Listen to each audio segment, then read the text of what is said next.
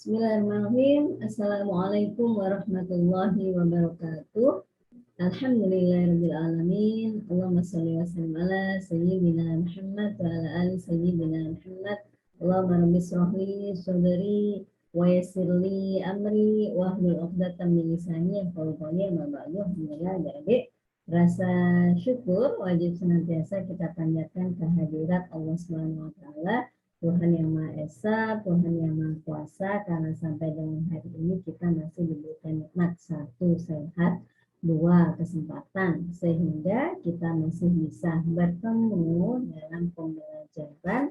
Pada kesempatan pagi hari ini kita akan belajar tentang how to get the research gap in the dental physiology. Oke, topik kita adalah tentang pencegahan oral cancer. Nah, sebagaimana kita ketahui bahwa gap itu muncul oleh karena adanya kesenjangan antara harapan dan kenyataan. Yang menjadi harapan kita adalah prevalensi kanker rongga mulut menurun. Oke, tetapi fakta yang ada adalah bahwa kanker yang merupakan penyakit dengan ciri utama pembentukan sel-sel tubuh yang abnormal dan cepat, ini ternyata sampai dengan hari ini masih menjadi penyebab utama kematian di dunia. Di mana pada tahun 2020 ditemukan 19,3 juta kasus kanker baru dan hampir 10 juta kematian ini disebabkan karena kanker. Kanker kepala leher yang merupakan salah satu kanker yang umum terjadi, ini 60-70% terjadi pada rongga mulut dan laring. Nah, pada tahun 2020, kanker rongga mulut dan bibir ini ditemukan kasus baru sebanyak 377,713 kasus dengan angka kematian mencapai 177,757. Dan di Indonesia, data yang diperoleh oleh Riset Kesehatan Dasar atau Riskesdas tahun 2018, ternyata prevalensi kanker di Indonesia mencapai angka 1,79 tiap 1000 populasi. Hal ini meningkat dibanding tahun 2013, yakni 1,4 tiap 1000 populasi. Hal ini menjadikan Indonesia berada di posisi ke-8 negara dengan kasus kanker terbanyak di Asia Tenggara. Nah, faktanya kanker rongga mulut ini umumnya terjadi pada lidah. Selain itu juga bisa ditemukan di dasar mulut, bibir, mukosa pipi, gingiva, palatum, juga kelenjar saliva. Di negara berkembang sendiri, ternyata kanker lidah dan mukosa pipi yang paling banyak ditemukan. Selain itu, lebih dari 90% kanker rongga mulut ini merupakan jenis karsinoma sel squamosa yang merupakan tumor ganas pada sel epitel squamosa yang melapisi mukosa pada rongga mulut. Ya, kenapa disebut ganas? Karena cenderung menyebar dengan cepat. Nah, penyebab utama terjadinya kanker rongga mulut ini adalah konsumsi tembakau atau alkohol yang berlebihan. Kemudian yang kedua adalah infeksi virus seperti human papilloma virus. Nah, kanker rongga mulut ini lebih banyak diderita oleh pria dibandingkan wanita, yakni pada pria 5,5 dan wanita 2,5 untuk tiap 100.000 populasi. Nah, besarnya angka kejadian pada pria ini dikaitkan dengan kebiasaan sehari-hari mengkonsumsi tembakau atau alkohol secara berlebihan, di mana kebiasaan mengkonsumsi tembakau dan alkohol secara berlebihan ini dapat meningkatkan lama paparan zat karsinogen atau mutagen yang terkandung pada tembakau atau alkohol. Berikutnya, angka kejadian kanker rongga mulut pada tiap bagian dunia itu sebenarnya bervariasi. Kenapa? Karena mengikuti pengaruh gaya hidup, paparan faktor risiko tertentu seperti penggunaan rokok tembakau, kemudian meminum dan minum alkohol.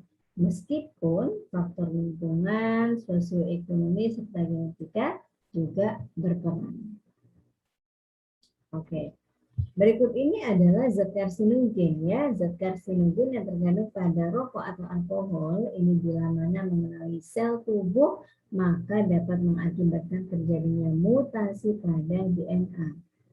Mutasi pada DNA ini bisa mengubah sel tubuh yang awalnya normal menjadi abnormal. Oleh karena adanya mutasi DNA, maka tubuh perlu melakukan proses repair atau perbaikan DNA.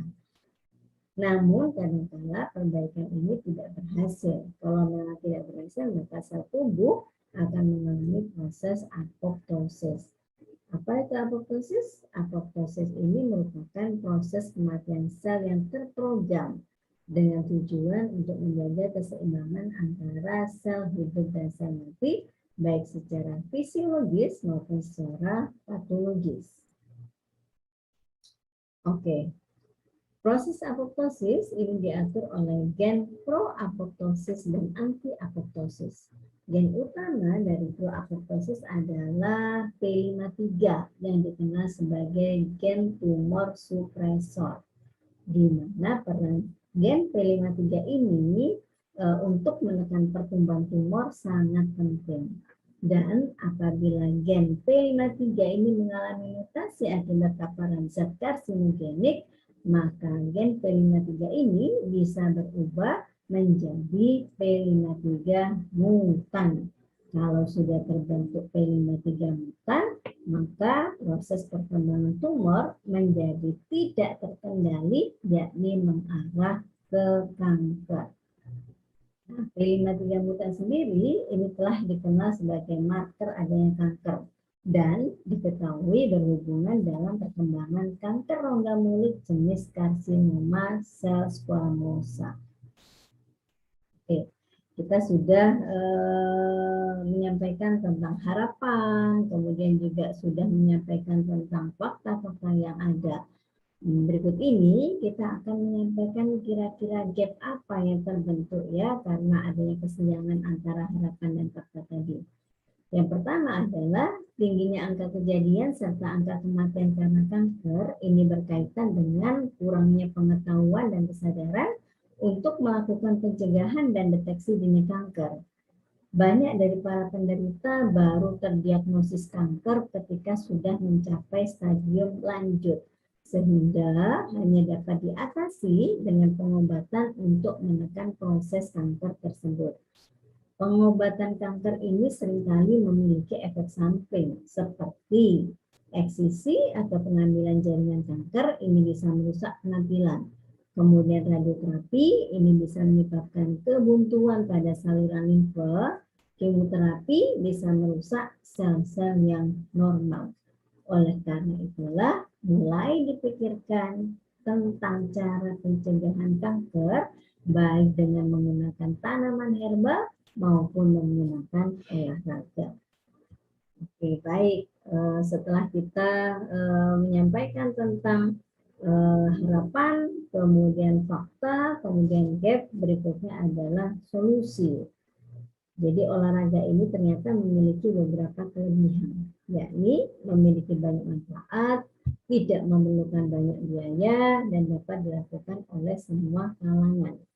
Dan olahraga yang dilakukan secara teratur itu seminggu 2 kali minimal, ya. Kemudian selama 2 bulan minimal, ini akan memberikan banyak manfaat seperti meningkatkan fungsi kardiovaskuler, bisa menurunkan berat badan, bisa memperkuat otot rangka, juga bisa menghambat pembentukan sel-sel transformasi yang merupakan cikal bakal terbentuknya sel kanker.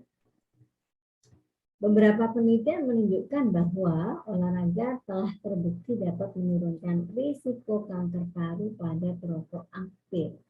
Penelitian lain juga menyatakan bahwa olahraga aerobik dengan intensitas sedang yang teratur dapat meminimalisir perkembangan penyakit paru yang disebabkan oleh asap rokok. Berikutnya, olahraga dapat meningkatkan fungsi imunologi, terutama melalui respon antiinflamasi yang dimediasi oleh sitokain. Alhamdulillah, adik-adik, demikian yang bisa saya sampaikan. Saya ingin share ya. Oke, mudah-mudahan manfaat apa yang kita diskusikan pada pagi hari ini. Saya mohon maaf kalau ada yang kurang berkenan. Ihdinas siratal mustaqim. Wassalamualaikum warahmatullahi wabarakatuh.